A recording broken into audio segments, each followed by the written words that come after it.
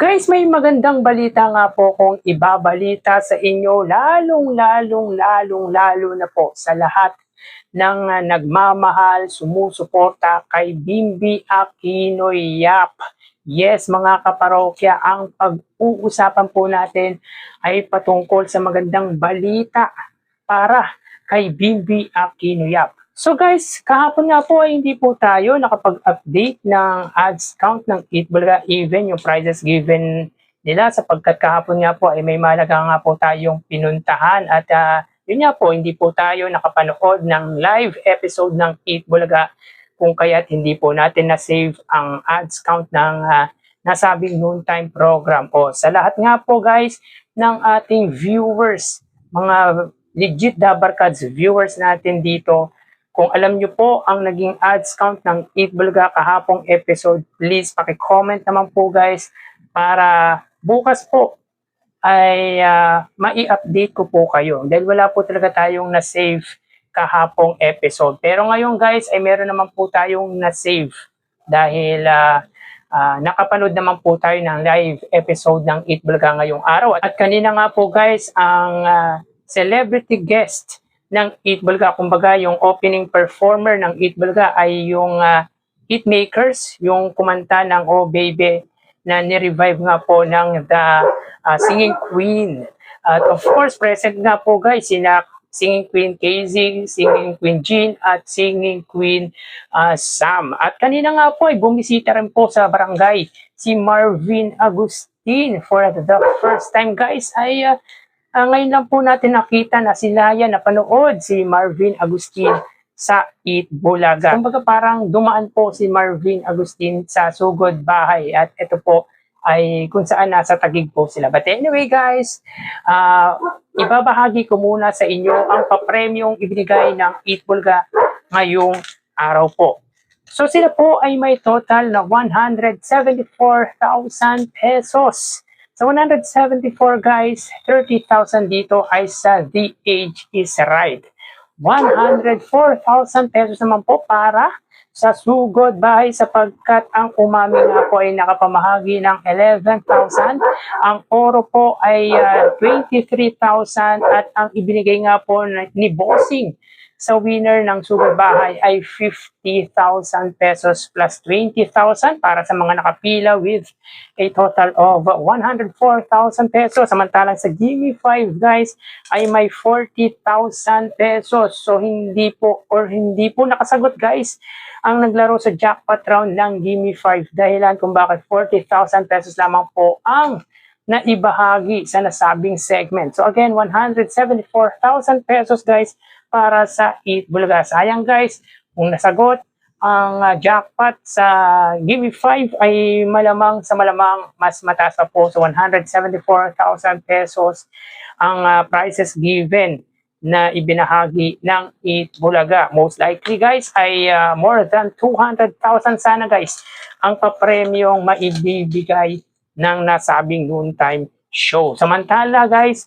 sa ads ng Eatbulaga, meron po silang total of 60,000 pesos. So makikita niyo po dito guys ang mga produkto na lumabas nga po sa commercial load ng Eatbulaga. Sa unang gap po guys ay merong 30 TV ads at sa ikalawang gap ay 30 TV ads. So both gap guys ay meron pong 30 TV ads. So meaning guys, bukod sa kahapong episode nga po na hindi nga po tayo nakapag-save, meron na pong total na 248 TV ads ang Eatbulaga. So nung Lunes nga po ay 65 ads, nung Martes 58 ads, nung Miyerkules ay 65 ads, kahapon nga po ay na-skip po natin, na-miss po natin, at ngayong araw ay 60 TV ads with a total of 248 TV ads. So again guys, sa lahat po ng viewers po natin na nakaalam or nakakaalam kung ilan nga po ang naging commercial ng Eatbulaga kahapon, please paki-comment po sa comment section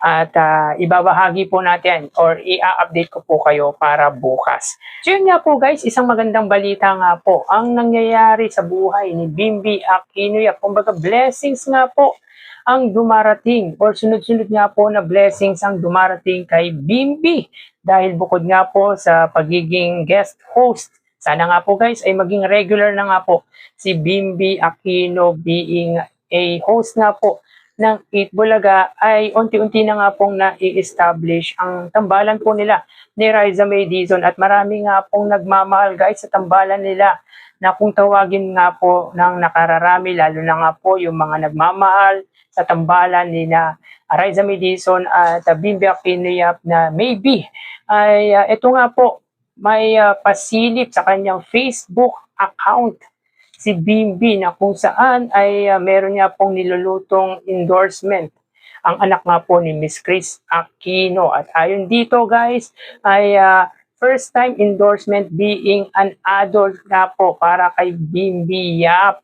So nakakatuwa guys dahil hindi po nagkamali si Bimby na maging bahagi ng Eat Bulaga. At para sa akin ay malaking tulong nga po ang Eat Bulaga para sa karir ni Bimby Aquino. Well, alam naman po natin na malaki rin po talaga ang presensya na meron ang mga Aquino, lalo na nga po ang kanyang inang si Miss Chris Aquino. Malaki ang influensya nga po nito sa entertainment industry. Pero hindi naman po kaila guys na malaki po or isa nga po ang Eat Bulaga sa mga magagandang nangyari sa buhay ni Bimby Aquino at lalo na nga po yung tambalan po nila ni Riza May Dizon. So, kumbaga guys ay talagang nagsoswak nga po kasi ang tambalan ni Riza May Dizon at Bimby Aquino dahil parehas po silang maituturing natin na role model. Kung kaya't yan nga po guys, may gagawing endorsement si Bimby Aquino pero hindi po natin alam kung ano nga po ang produkto. Ako personally guys ay hindi ko pa po alam kung anong produkto nga po ang i-endorso ni Bimby Yap. Pero guys, congratulate natin si Bimby Yap sapagkat talagang unti-unti na nga pong kinikilala sa showbiz industry si Bimby. Kumbaga unti-unti na nga po siyang nagpapakilala. Kumbaga yung pagiging active po nito sa showbiz industry ay unti-unti na nga pong na-recognize. At yun nga po guys, sana hindi lang po si Bimby kundi ang maybe Riza May Dizon at si Bimby guys ang magkaroon ng solo endorsement together guys yung pagiging magtandem po nila. Kaya yung blessings guys na dumarating kay Bimby ay nakita ng malaking kumpanya. At syempre guys, Bimby Aquino Bimby yan guys. Kaya for sure ay malaking kumpanya nga po ang i-endorso ni Bimby Yap. Well, malaki ang naitulong ng Eat Bulaga.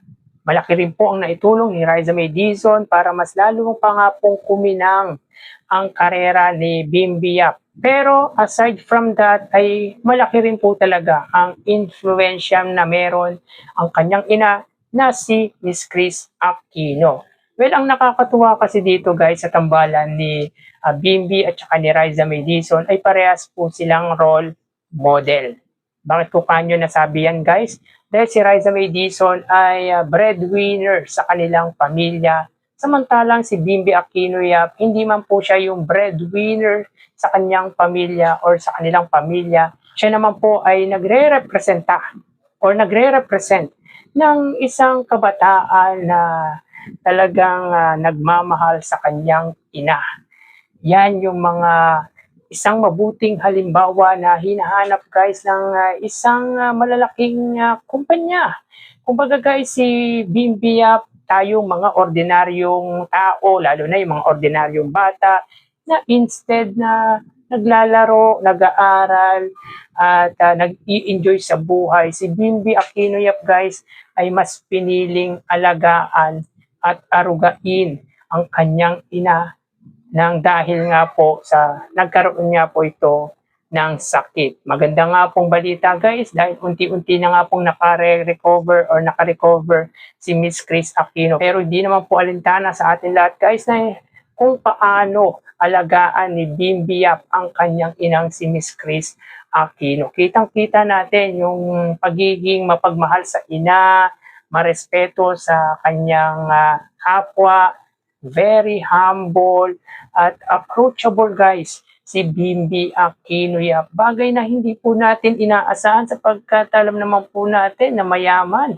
si Bimby Aquino Yap at kung tutuusin guys ay hindi niya naman po na talaga kailangan magtrabaho. Kumbaga guys, kahit wala ang Eat Bulaga ay mabuhay at mabubuhay nga po si Bimby Aquino Yap. Pero mas pinili nga po nito guys ang maging bahagi ng Eat Bulaga, maging caretaker sa kanyang inang si Miss Chris Aquino. Dahilan kung bakit talagang maituturing na role model nga po si Bimby, even si Riza May Dizon. So talagang swak nga po ang tambalan ni Riza at ni Bimby Aquino Yap. Bagay na sobrang kinatutuwa guys ng mga sumusuporta at nagmamahal nga po sa dalawa.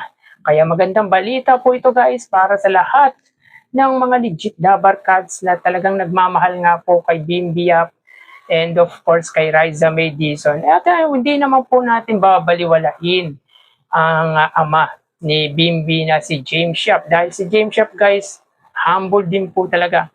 Si James Yap, kilalang basketballista to guys at mabait si James Yap. Siguro guys, hindi lang po kay Miss Chris Aquino naman ni Bimby Yap ang ugaling meron siya, kundi pati na rin po sa kanyang ama. Hindi po natin pwedeng i-discredit ang ama ni Bimby Yap na si James Yap. So guys, deserve ni Bimby Yap ang magkaroon niya po ng magagandang proyekto. At sana guys, maging regular nga po si Bimby Yap sa Eat Bulaga sapagkat marami nga po ang natutuwa sa tambalan ni Riza May Dizon at Bimby Yap.